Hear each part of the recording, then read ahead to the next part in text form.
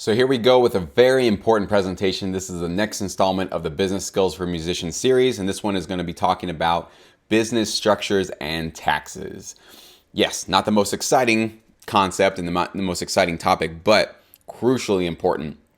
Everybody says they want to do music full time. Everybody wants to do music for their job, but very few producers and musicians take the time to understand this stuff. Some of it's a little bit more complicated. It's not that hard though. I'll make it very easy for you guys today in this presentation.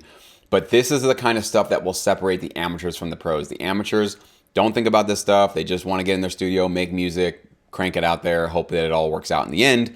Professionals think about this stuff before it becomes a problem, because if you're not careful about how you're structuring yourself, you're not careful about how you're dealing with your taxes, you get audited, you get shut down, you get sued. There are a lot of things that can completely wipe out your entire career.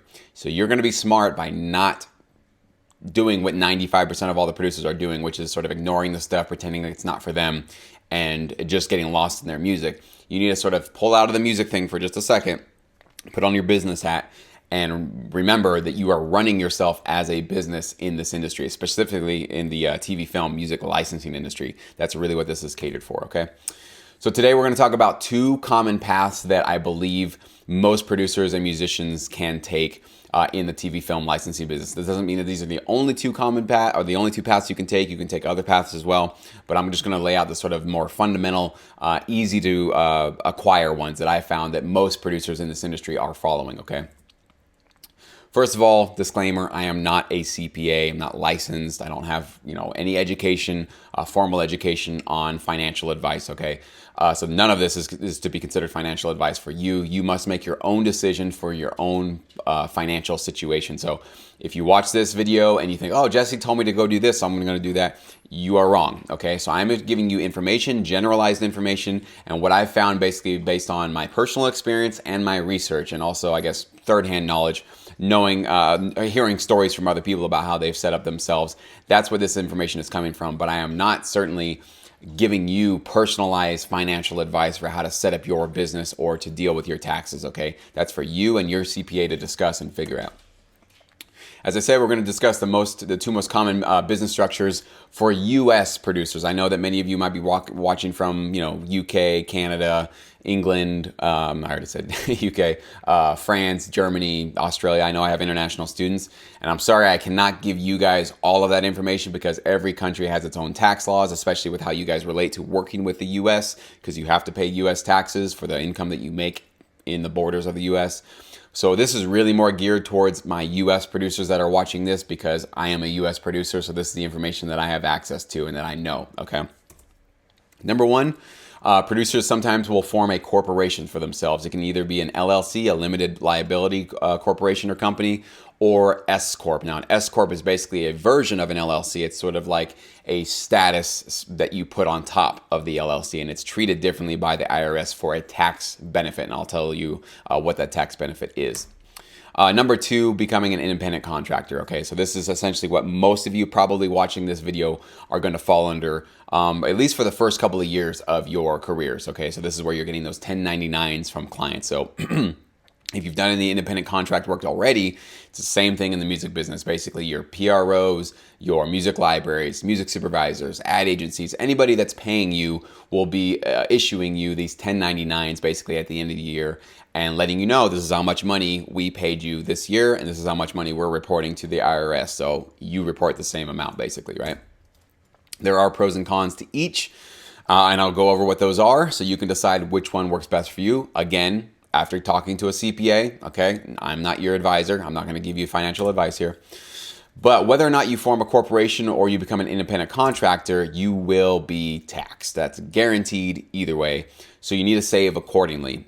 This is unlike getting a salary from your employer. Many of you right now might be employees and your taxes are actually being taken out before you get your paycheck. So you actually don't pay. You're paying your taxes, but you don't have to take it out of your bank account, right? The process for you works that before the employer gives you your paycheck, they've already taken the taxes out. So you're not actually seeing that tax taken out of you. So at the end of the year, when you get your annual returns, usually you're looking forward to a payback. You're getting a return back from the IRS because there was an overpayment.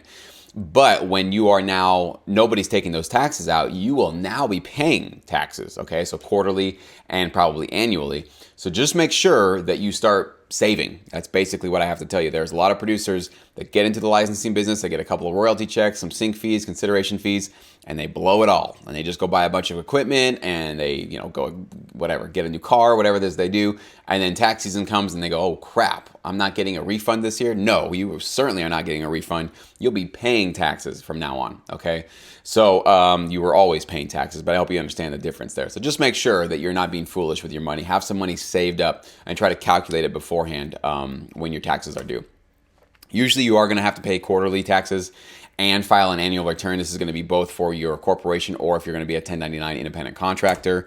If you anticipate you will be you will owe $1,000 or more in federal taxes. Okay, so that's not your gross income, that's not your net income, but if your total amount of taxes you believe will be owed over $1,000 to the federal government, that's when you're going to probably have to pay the quarterly taxes. That's what they recommend, at least. If you don't, you can be subject to fines, penalties, interest, all that stuff, okay? So most of you guys watching this video, if you're not creating much income at all right now, very little, you're probably not in this bracket yet. You're probably not going to be owing $1,000 yet. So this is kind of something that's only once you start to create probably more part-time income and then eventually into full-time income, of course. So this might not even be relevant for a lot of you guys, but just know when this date comes, when you start to crank that up, that's when the quarterly taxes are going to start to have to be filed, okay? And the quarterly payments are due on the 15th of January, April, June, and September. And you're going to use the IRS Form 1040-ES. You can just Google that to use that. And that's how you're going to file those quarterly estimated taxes. Okay, that's the estimated taxes you're going to be paying. So let's talk about why you would want to form an LLC or an S Corp. Okay, what are the benefits of setting up a corporation? Number one is you get legal protection of your personal assets, and you get to write off the equipment and studio expenses that you incur. But number one is that legal protection. So when you set up an LLC, it's basically like you have a new entity. They call it a legal fiction. It's like its own person in the eyes of the IRS. So if that legal entity gets sued, and let's say it's a copyright infringement case or something against your company, if that lawsuit wins, they can only grab things and get the goodies, the loot of whatever that corporation owns. They cannot pierce through that corporation and come get your personal assets like your house, your savings account, your baseball card collection, your stamp collection, whatever it is that you feel that you have value in. Any lawsuit that's going to be affecting that business that was done through that business, that corporation, cannot come through to you. That's the protection that you get when you're operating a corporation. Now, you do have to operate the corporation according to the laws of the IRS, though. Just because you form one, but then you start sort of mixing your expenses, your personal expenses with the business expenses, and you kind of mix things around a little bit. If you're operating it improperly, you lose that protection. So if you get sued and you've been improperly running your corporation and you say, hey, you can't touch me because I have a corporation, they can do discovery to find out that no, you are using your business company card to pay your personal expenses. You're taking flights here and there. You are going and getting food and going and doing this and doing that and spending personal money out of your business account. So you're not really operating this as a separate entity. That's what you have to make sure you keep this separation. And if you run it properly, you get to keep that protection. And of course, you get to write off your equipment and studio expenses if you have utilities, software programs, hardware programs, anything. Hardware, actual products, basically. So you can write that stuff off just like as any business could, right? Because you use that stuff to run your business as well.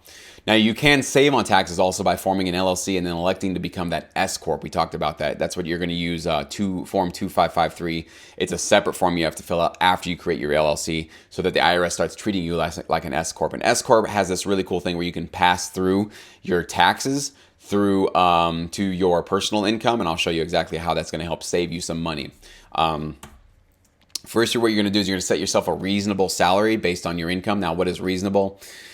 Some people say it's about a third of what your gross income is. I don't know if that's necessarily the smart thing. It's just, let's say you were making $100,000 with your annual income, to just say $33,000 is just a reasonable salary. You might want to start at that 1/3 number, but then also take into account where you live. So if you live in a really high cost area, San Francisco, New York, LA, somewhere where the cost of living, is higher than average, $33,000, with $100,000 net income or a gross income is it might be a little bit fishy for the IRS. It might set off a red flag, because can you really live with $33,000 in LA? Yeah, maybe in certain areas with a lot of roommates and living in a certain place, but you set it reasonable. Okay, so whatever it is where you live, the cost of living, and kind of maybe you can do that calculation. How much is my rent or mortgage, car payment, health insurance, utilities, gas, groceries, all that kind of stuff. Add it all up. Decide what's a reasonable amount of money that you could live off of that. Okay, if it needs to be higher than that 1/3 number, set it higher.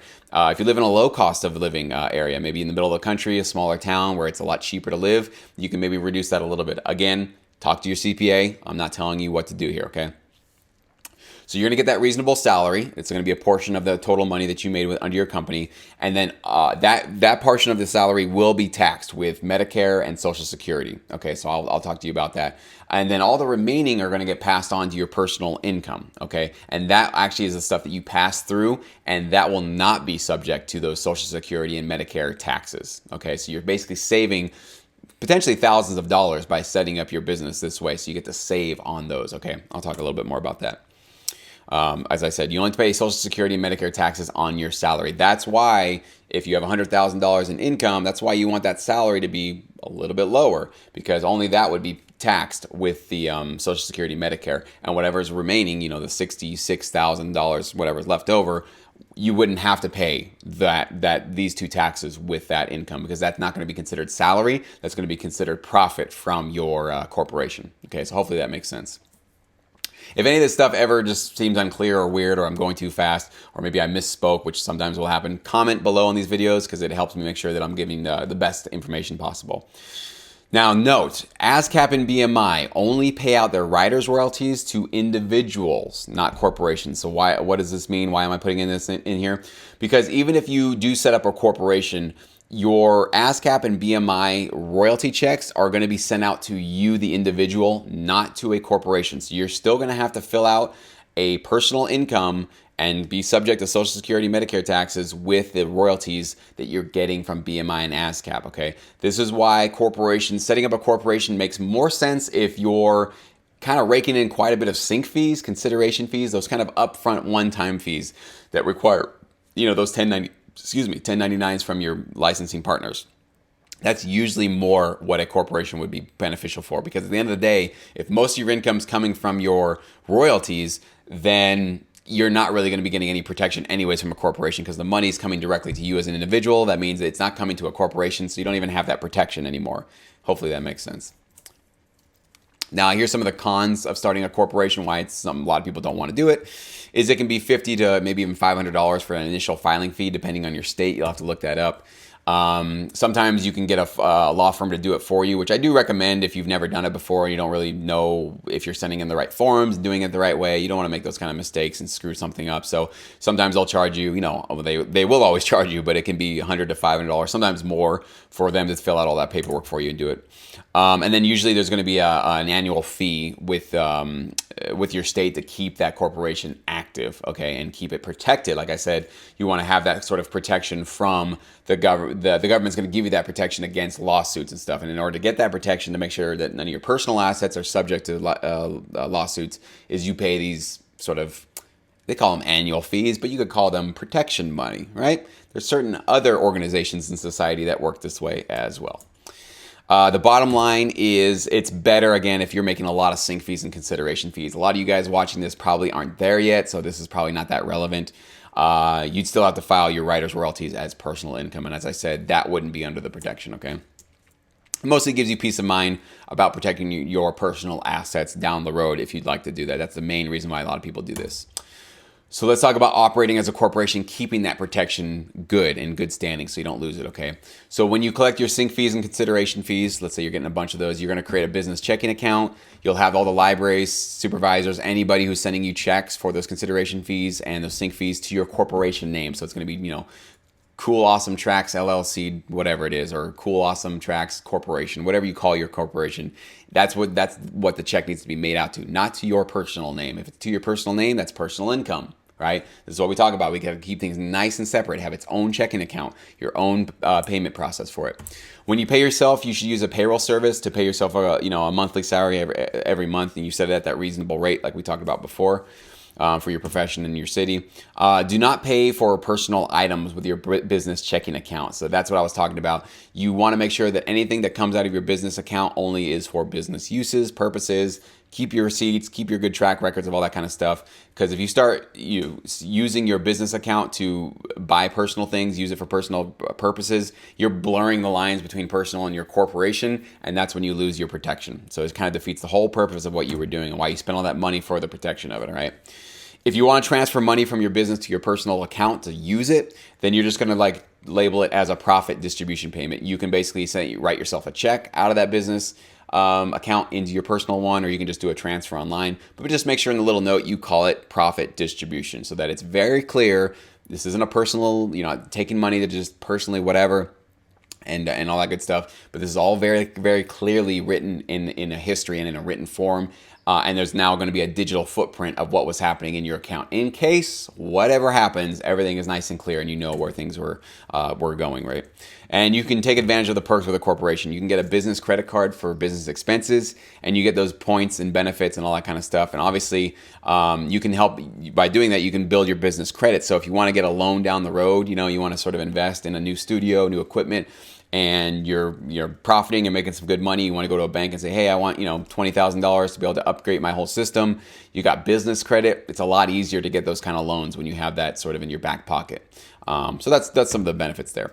So let's talk about 1099 though. This is probably the more common path for most of you guys. Why do it? What are the benefits?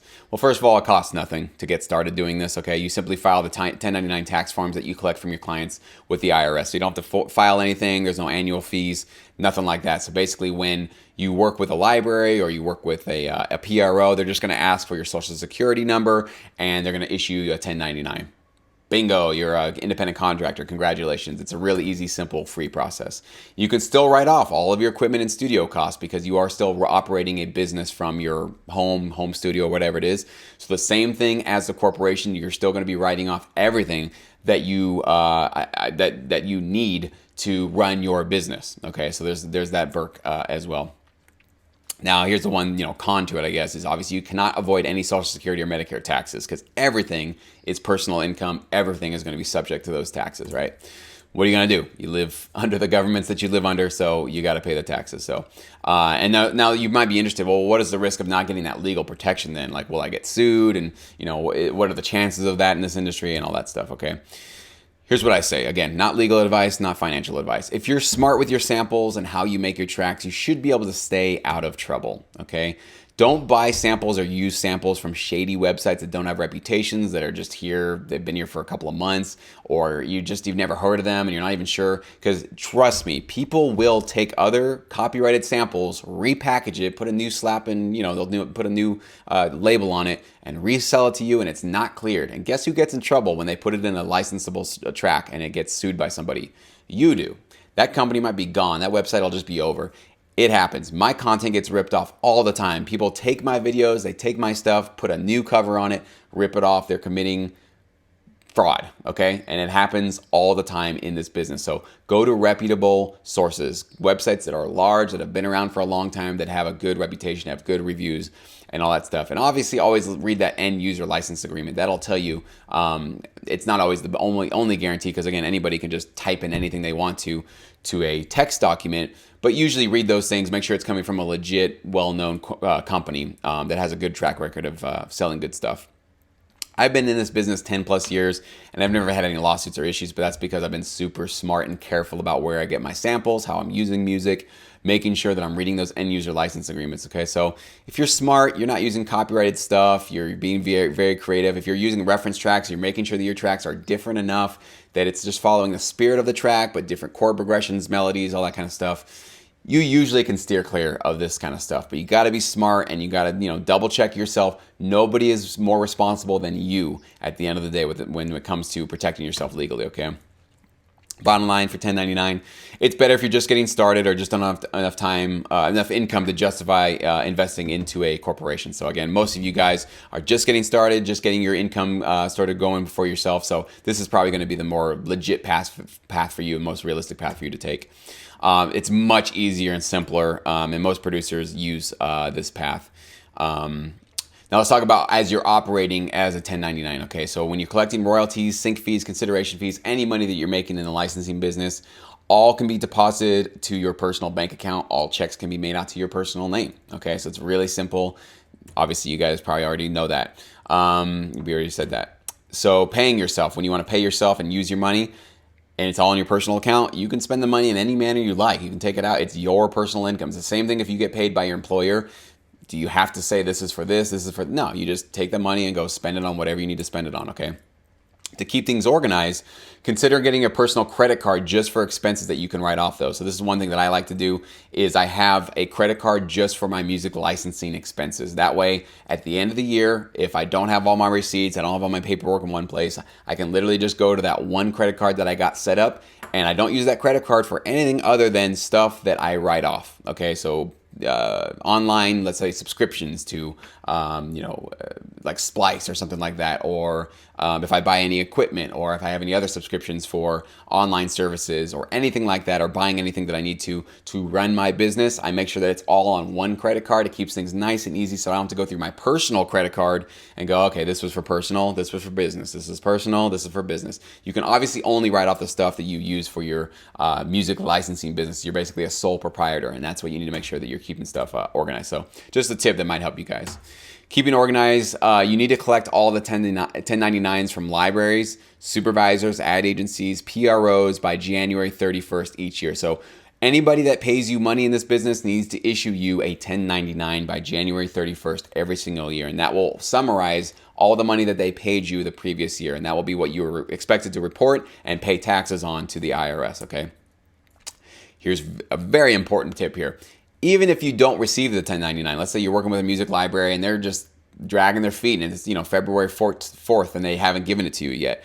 Do you just not owe taxes then? That's just, that's their fault. They didn't give it to you, so you don't owe it. No, you are still ultimately responsible to pay the IRS. So if they're not giving you your 1099, call them, email them, bug them, harass them. They need to get that to you. Even if they don't get you the actual document, if they're like, oh, must have got lost in the mail, just ask them to give you the actual amount that they had paid you, as well as their EIN number. So their corporation is going to have, it's like their social security number. Those are really the only two things that you're going to need to know. You need to have their mailing address as well, but you'll probably have that anyways. But getting that EIN number and how much money you actually made from them, those are the two crucial points of information you need to include on your personal tax return, okay?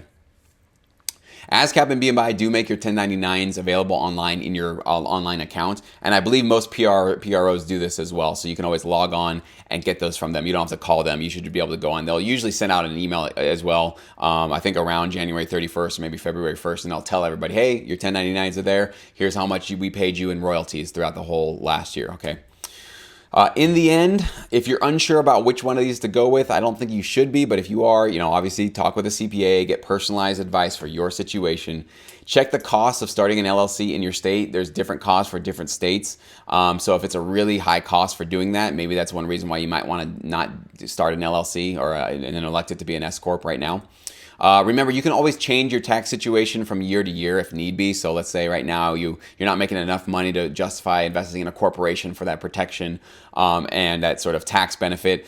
You can always change it. And any given year, you can decide to create that LLC and then restructure yourself operating under that LLC. Okay, so just you don't have to pick one or the other and be stuck with it for your entire career. You can change paths from any year, from year to year, based on your current income and where you are, and maybe if you move or something like that. And if you're watching this video, it's likely that the 1099 approach will be the most feasible one for you. So I would say if you are just getting started, if you're just submitting to libraries, just getting your first couple of tracks out there, or you haven't even gotten your tracks out there, then yeah, you're going to be wanting to think about this 1099 approach. It's probably the most feasible, easy, and doable sort of situation for yourself. So again, though, none of this is financial advice. Do your own research, talk to your own CPA, make sure that you are really making the right choice for yourself. I am not giving you any sort of specific advice as far as what to do. I'm giving you general information, and this is bare bones, stripped down information. There's a lot more in-depth, detailed information I don't have it all. I'm not, again, a certified accountant, so I don't have all this information in the back of my mind. But the fundamental stuff to get you by, that's kind of really what I got for you guys to help you make the decision one way or the other. So I hope this was very useful for you. If you want to send this to another musician or producer that might be interested in this kind of information, please do so. Leave a like if you enjoyed. Thank you so much for watching.